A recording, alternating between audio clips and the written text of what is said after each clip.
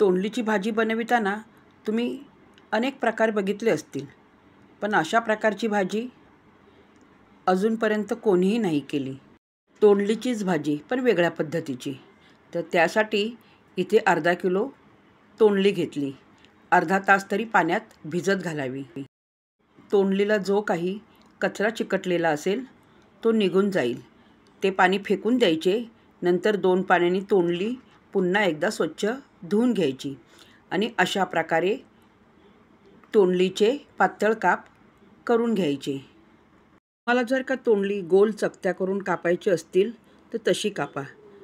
तर अशा प्रकारे पातळ काप तोंडलीचे करून घेतले. तर याच्यावरती मी मध्ये हिरवी मिरची चिरून त्याचे 2 भाग करून कापून घेणार आहे. जेव्हा आपण हिरवी मिरची घालतो तेव्हा आपण तेलामध्ये परतून घेतो. तर ही हिरवी मिरची मी तेलात न परतता डायरेक्ट भाजीवर घालून घेत आहे. तर हिरव्या मिरच्या मी 7-8 मध्ये चिरून घेतल्या. तिखट तुमच्या आवडीनुसार घ्या. वरतून हिरवी मिरची कापून घालायची, हा एक वेगळा प्रकार आहे. आता ही सर्व तयारी झाल्यानंतर अर्धी वाटी शेंगदाणे भाजून घ्यायचे. टरफले काढून शेंगदाण्याचा कूट करून घ्यायचा.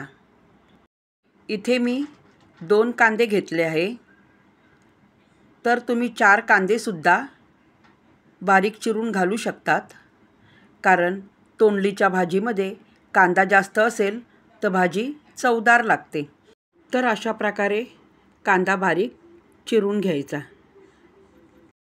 मिक्सर जारमध्ये 15 ते 20 काळी मिरी घेऊन त्याची पावडर करून घ्यायची. 4 पाकळ्या मोठा लसूण घेऊन अशा प्रकारे किसून घ्यायचा. गॅस ऑन करून कढई गॅसवर ठेवून बऱ्यापैकी तेल घालून घ्यायचे. 3 चमचे राईची फोडणी करून घ्यायची. कढीपत्ता घालून घ्यायचा. कढीपत्तानंतर लगेच लसूण घालून घ्यायचा. लसूण थोडासा परतून होईपर्यंत त्याच्यामध्ये लगेच कांदा घालून घ्यायचा. तर कांदा लवकर लाल होण्यासाठी थोडेसे मीठ घालून घ्यायचे, म्हणजे कांदा लवकर परतून होईल. कांदा थोडासा परतत आला की लगेच त्याच्यामध्ये 1 टीस्पून धने पावडर घालून घ्यायची. अर्धा टीस्पून लाल मिरची पावडर घालून घ्यायची. मिरची पावडर कोणतीही घ्या.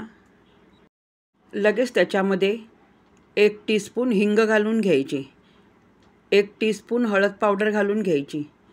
मसाला चांगला तेलामध्ये परतून घेतल्यानंतर लगेच तोंडली कढईत घालून घ्यायची.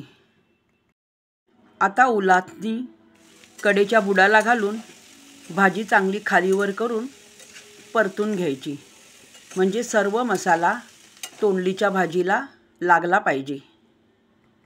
भाजी सर्वीकडे सारखी करून घेतल्यानंतर मीठ घालून घ्यायचे. पहिल्या मिठाचा अंदाज बघून मीठ घालायचे.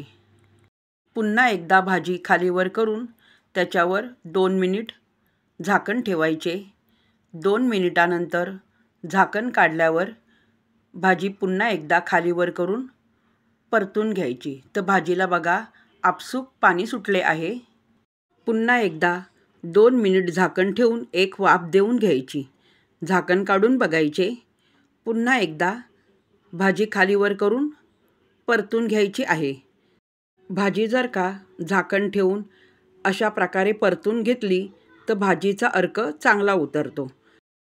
काळी मिरीची पावडर घालून घ्यायची. पुन्हा एकदा भाजी खालीवर करून परतून घ्यायची आहे. थोडासा हातावर पाणी घेऊन पाण्याचा शिपका मारून घ्यायचा आणि झाकण ठेवून द्यायची. भाजी वाफेवर शिजविण्यासाठी अर्धा ग्लास पाणी घालून घ्यायचे. 2 मिनिटानंतर पुन्हा एकदा झाकण काढून भाजी सर्व बाजूनी सारखी करून घ्यायची. भाजी कितपत शिजली ते चेक करून बघूया. भाजी पूर्णपणे व्यवस्थित शिजवून झाली. तर अशा प्रकारे भाजी चेक करून झाल्यावरती दाणेदार शेंगदाण्याचा कूट घालून घ्यायचा. शेंगदाण्याची एकदम बारीक पावडर नका करू, दाताखाली शेंगदाणे आले पाहिजे अशा प्रकारे शेंगदाण्याचा कूट घालून घ्यायचा, म्हणजे तोंडलीची भाजी आणखीन चवदार लागते. पुन्हा एकदा 1 सेकंद झाकण ठेवून वाफ देऊन घ्यायची. झाकण काढल्यानंतर भाजी पुन्हा एकदा चांगली खालीवर करून परतून घ्यायची आहे. आता याच्यावरती बारीक चिरलेली कोथिंबीर घालून घ्यायची. गॅस बंद करून भाजी आता बाऊलमध्ये काढून घेते. तर अशा प्रकारे भाजी तुम्ही वेगळ्या पद्धतीची तोंडलीची भाजी घरी नक्की करून बघा. तुम्ही बनविलेली भाजी कशी झाली मला कमेंट्स करून सांगा. आणि रेसिपी आवडली लाईक करा, शेअर करा आणि सबस्क्राईब करा.